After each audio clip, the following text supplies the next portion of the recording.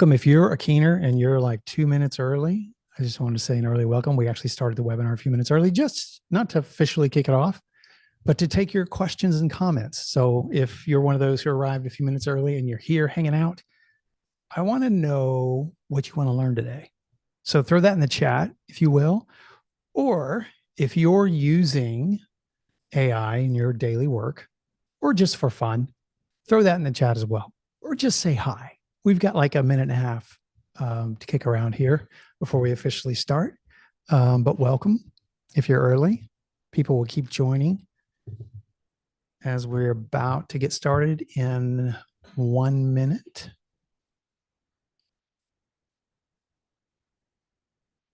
And we're probably having folks log on right now. So in case you missed my message earlier, we're just kicking around a few minutes early before we officially begin the webinar. But say hi in the chat and let us know what AI tools you are using in your work, or throw in a question. Hi, Joshua. You're welcome for doing this. Absolutely. We're happy to do this. Say hi in the chat or throw in a question. What do you want to learn today? What AI tool do you love using the most? Are you using this personally, professionally? Get started in about 20 seconds.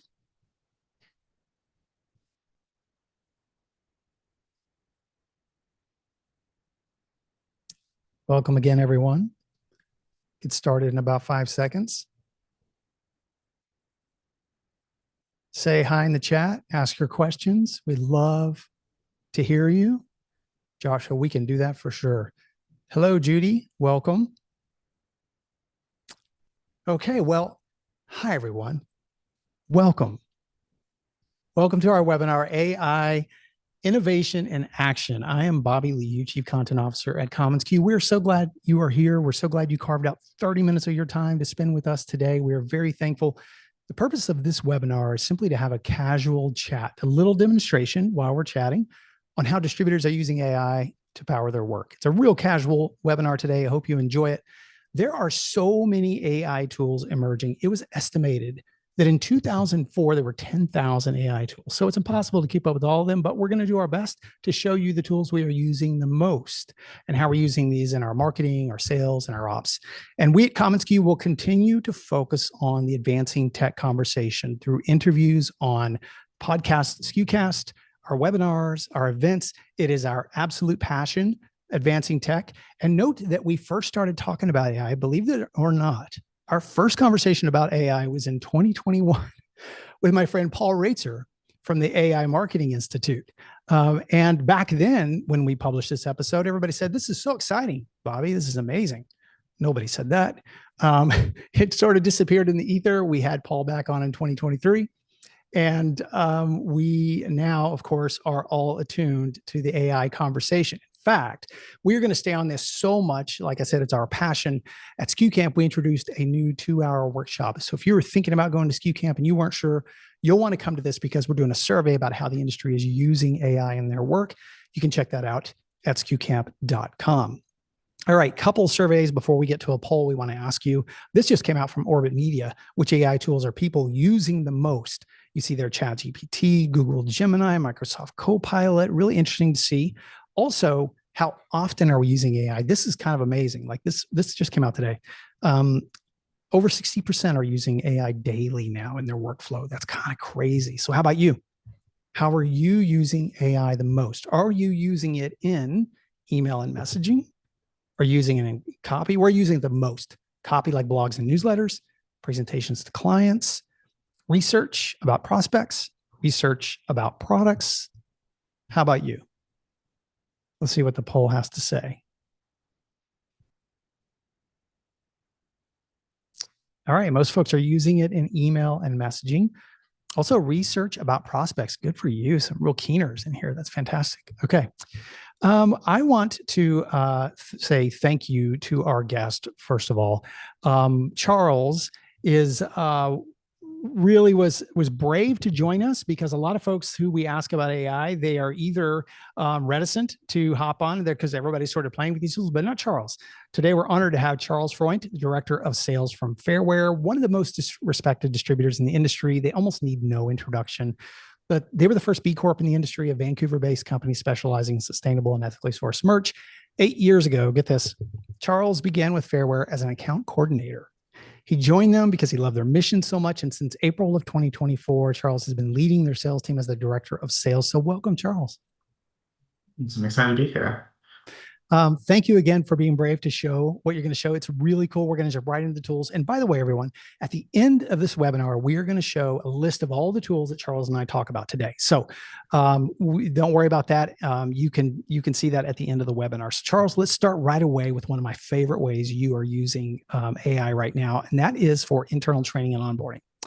What you are looking at here right now is Fairware's impact report. I shouldn't say anything about this. Charles, what are we looking at? Yeah, we're looking at Fairware's impact report. And, we know that people learn differently. I know when I started at Fairware 8 years ago, there was a lot to learn. We know our industry is complex. There's a lot of variables, and that's what makes it complex and, difficult to learn sometimes. And so there was a lot of text to read. And over time, we kind of developed videos that people could watch, understanding that people learn differently. And one of the new AI tools that we're using is Notebook LM. And one of the features they have is this ability to create a podcast off resources that you share with them. So one of the resources we shared was our impact report, and it enabled people a way just to listen to our impact report and kind of get that information in a different way as opposed to reading it or seeing it visually. So I think we have an example here of what that sounds like. Okay, here's the audio. Welcome to this deep dive. Today, we're diving into the Fairware Impact Report 2022. Right. And this isn't, just your standard corporate fluff.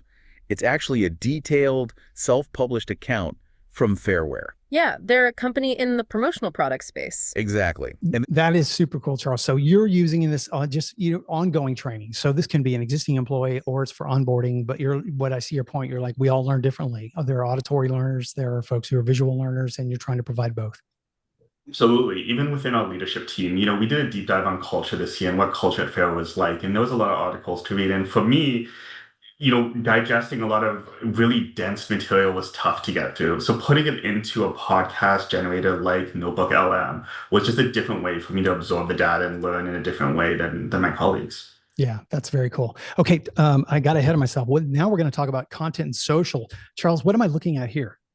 This is new. This is something we're still working on and we're still test driving, but this is from Make, which is a sequencer that you can put AI tools through. And what we're doing is we're trying to democratize the marketing of our company. So usually this would live with our brand manager and they would find the articles, write about the articles, post the articles.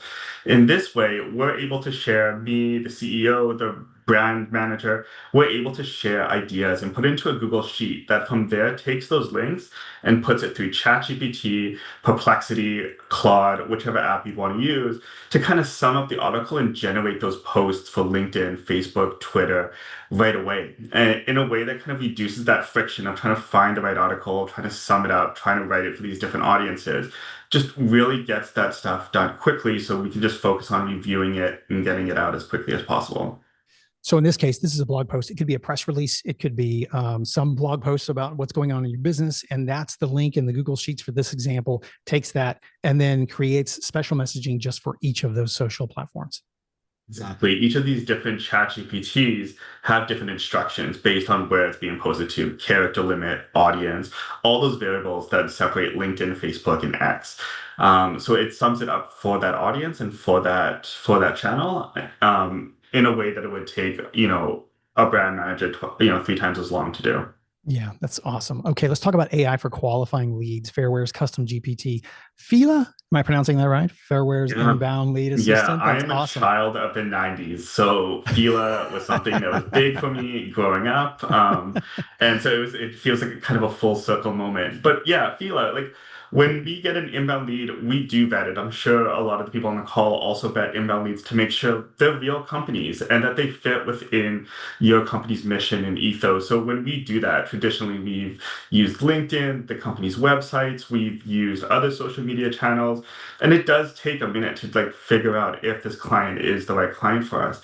And so we developed a custom GPT, which basically we just put in the company's name, and from those places, it pulls in all the data we're looking for. So the company overview you see here, sustainability and ethical sourcing, how important is that to the company? And then the social media presence, like how big are the company, how much reach do they have, where are they located, all that information that we know is really valuable helps us get from an inbound lead to a qualified inbound lead quicker, and then back to the client as effectively as possible. And Charles, you probably said this, but you're using ChatGPT for this or Google LLM? So this is ChatGPT. Yeah, this is Okay. a custom GPT that we built. Yeah. Okay, very cool. You're also using this for product copy. So now we have Fairware's custom GPT. Is it Miles now or Miles? What are we going? No, it's Miles now. And to be honest, like I was just playing with names. I love it. But We're to all make it branding easier people to here. remember. We're all branding people here, right? Go ahead. What are we looking at here? Yeah, I mean, this is a fun one. I think one of the big things, I mean, we're on the commonsku platform. Obviously, we love it.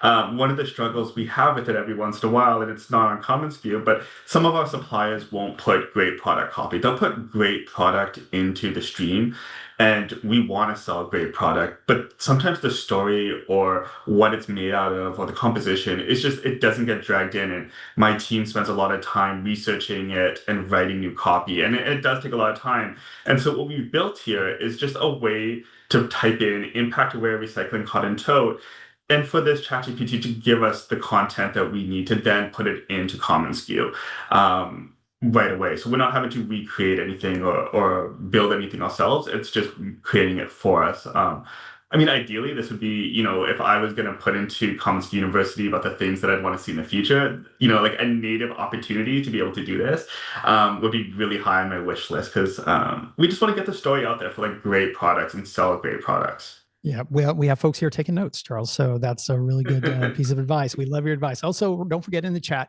tell us how you're using AI. Ask a question, Charles, whatever you would like to do, throw that in the chat.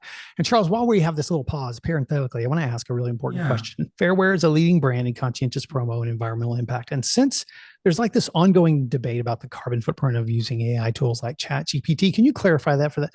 How conscientious should we be of using these tools? Should I stop using these every night just as much, as much as I want? What's your thoughts? Yeah, like it's true. No, like there's been a ton of reporting on it. And on the scale of using ChatGPT, I think the Washington Post did a study where they said 100-word email is equivalent to having 14 LED light bulbs on for 1 hour. And if we were to do one email every week for the entire year, it's the same as having, what did I write here? An hour's worth of electricity consumed by 9 different households. So there is an environmental footprint for using ChatGPT, for using any AI tool. But that's kind of not, like you want to think about how you're using it, use it effectively, learn from it once you use it. But you shouldn't stop using it because of this environmental footprint. I think there are bigger concerns with AI when it comes to the environment.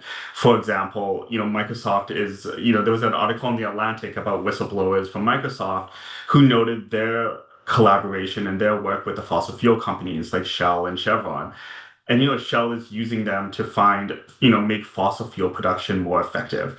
And the argument for them is that it saves, 340,000 metric tons of CO2 by using AI, but that kind of pales in comparison to the 1.2 billion metric tons that they produce every year.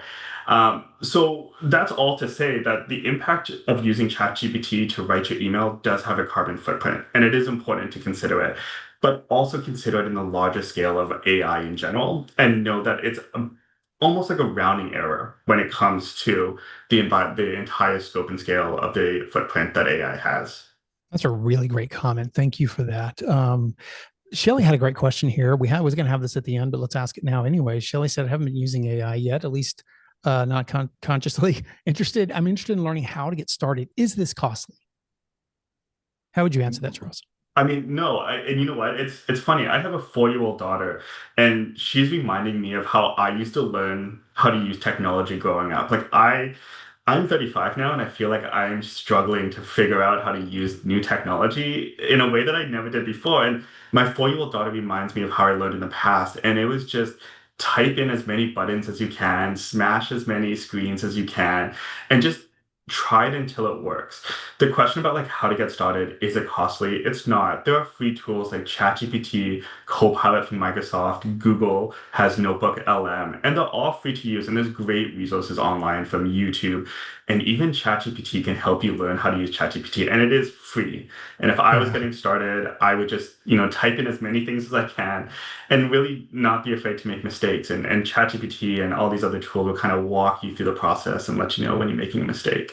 That's cool. Michael McMillan said there's a lot of free versions, similar to what you said, Charles. Also, I want to suggest you're already probably in a Microsoft environment or you are in a Google environment. Both have AI baked into their tools now. And so start using it in those environments. That's a great place for you to start.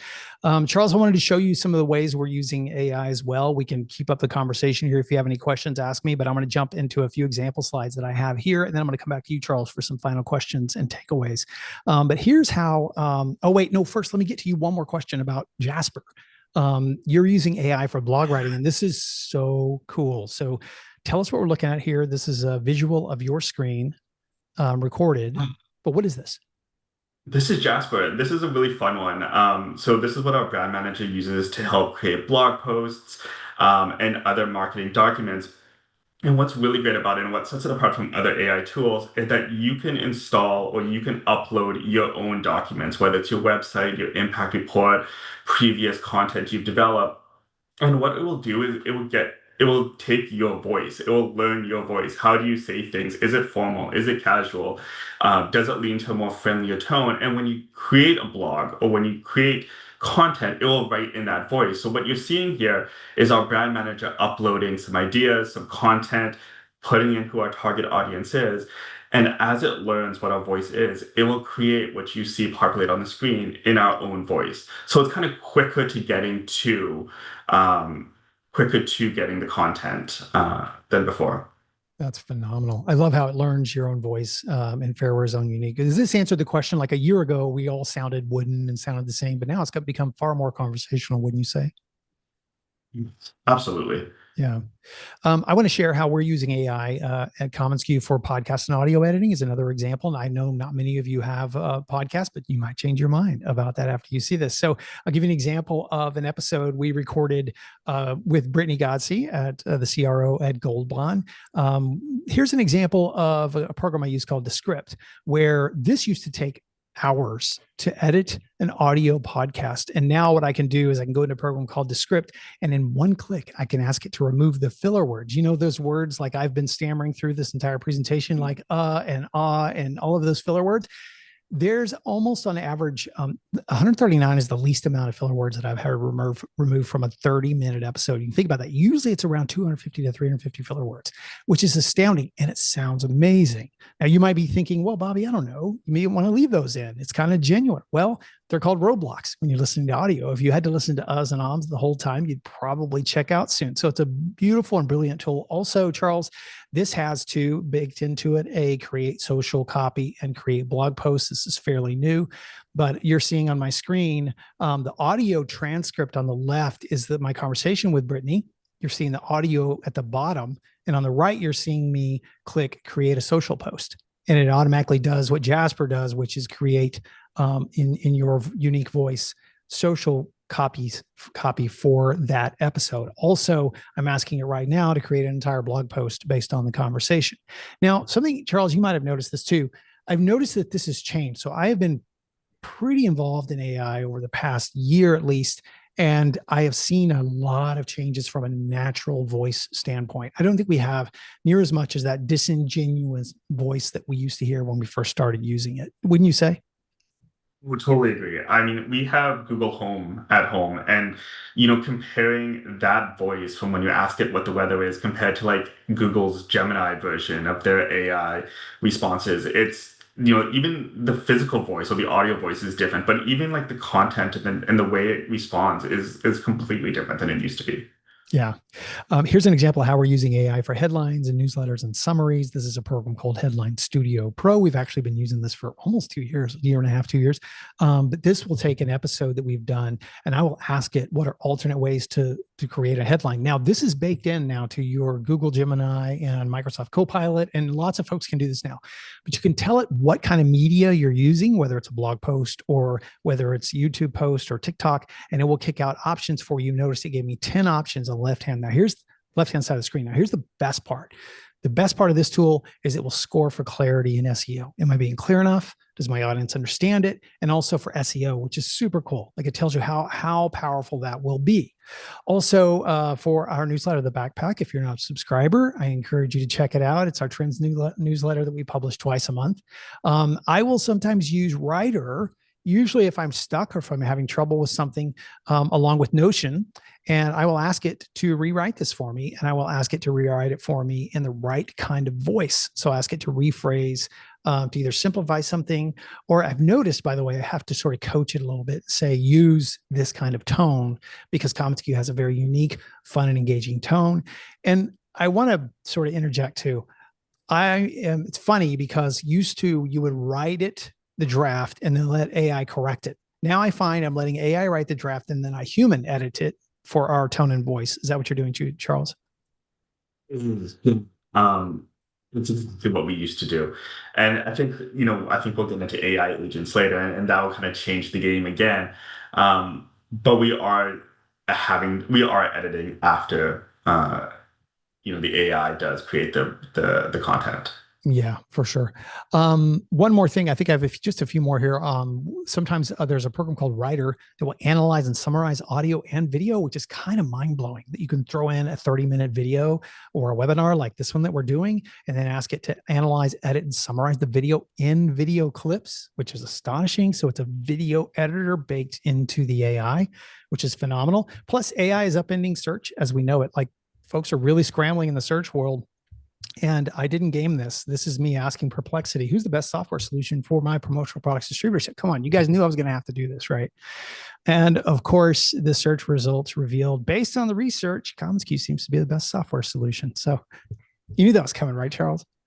Absolutely. Okay. That's great. Two more fun things for video. One was, this was kind of cool. In Vimeo, as I'm reading a transcript, it will follow my voice and know where I'm at in the transcript. So if I were to pause like this, then the transcript would also pause. Other than that, it will just keep moving as my voice goes along with the video. Now, here's the wildest use of AI that I've used personally, and that is, I ask AI to apply an AI correction to my eyes. I had to read something really fast for a promotion, and you'll notice this is me on one side of the screen with no AI applied. I'm reading from a script. You can see my eyes reading on the side of the screen. Then I ask AI to apply eye correction so that I'm looking directly at the camera. That's kind of wild, right? I mean, it's like, it's kind of crazy how good that is. This is, by the way, this is about a 10 to 12 month old video. So it's been around a while. What could AI not replace? AI could not replace my opinion and perspective. I think that's one of the most important things as we talk about AI is Fairware has a unique voice and opinion and perspective in the market already. And so that's a huge boost. And that's something I think, Charles, that you would agree, not AI can't replace that. No, we can't. And that's why we do have that step where we do review it and we do make sure it's in our voice. And oftentimes we are adapting what it comes out with, even though it's the content we pushed, even though it's in our voice, there's still pieces that it still doesn't understand that we're adding to it. And it might just be very subtle, but it does come through when we do review it. Yeah. Okay, Charles, last few questions, and then we're going to get to another poll. And then I'm going to share, yes, Joshua, I'll share the tools that we use in one screen. You'll see all the tools we use today. Charles, how do you see, let me get my face off the screen in 3 ways. That's kind of scary. Before we get to the poll, Paulina, you might hang on one second. I want to ask Charles this. Charles, how do you see AI sort of changing the promo world? Like, are there certain areas you think are going to radically change? Do you say AI agents playing in our future? What do you think the outlook is? Yeah, I mean, like definitely AI agents is such an interesting thing to think about. And when we think about, I know when we have clients asking us, hey, I'm having a golf tournament, what would be the best things to do for that golf tournament? We will reach out to our trusted vendors and be like, hey, here's a golf tournament, here's how much the budget is, here's the timeline, what do you think it is? And after a day or two, we might get some responses back. But when we think about AI agents, having that agent be able to like take that information, search trends online in real time, search the catalog of what that distributor has, and then fire off ideas almost instantaneously would help us get presentations, get ideas in front of clients faster. I think the speed of things will change a lot in our industry, right? In an industry that's 3 to 4 weeks for production and shipping. It's just like how fast are you going to take that qualified inbound lead and take them all the way into the product being shipped. And I imagine that middle piece, that presentation, estimate, sales order piece, is gonna just hyperspeed. It's gonna be really quick to get it to the client. And we're working on some great things for that too, by the way, Charles. Let's take a poll real quick. And I got one more question for Charles before we wrap up today. After watching today's webinar, where do you plan on using AI more? Are you planning on using more in email messaging or copy like blogs and newsletters, presentations to clients, research, prospects, or research product? Where, based on this, do you plan on using AI more? Are you inspired to use AI more? Give you just a minute to answer those. Charles, where are you going to be using AI more? Where are we using it? It's going to be in automation. Like the faster, again, it's about the speed of things, right? We all know the studies about, how sales happen when we get stuff back to the customers faster. So for us, being able to qualify a lead faster, being able to get a presentation faster, that's what we're looking to use AI more. Okay. A lot of folks are using this for research to prospects and presentations to client.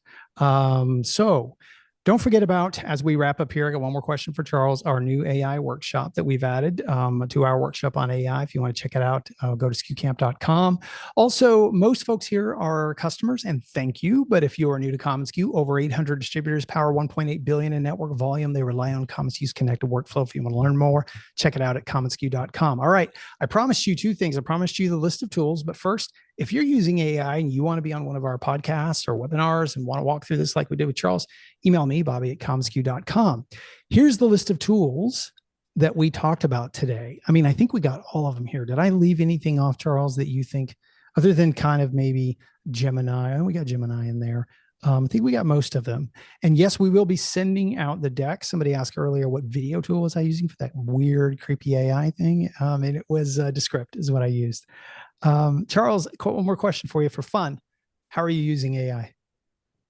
You know what? It's like it's not even super complicated or super interesting, but like when I travel to new locations and places I've never been to before, I do some research on what I want to see, and I will go through ChatGPT and just say, hey, I'm going to Lisbon for 6 days. I want to see A, B, C, D, create an itinerary of what I should do, when I should do it, how long it takes me. And from there, I get this timeline of like the days, and I build my trip around like the high level things that I want to do, without having to research how far is it from museum A to gallery B.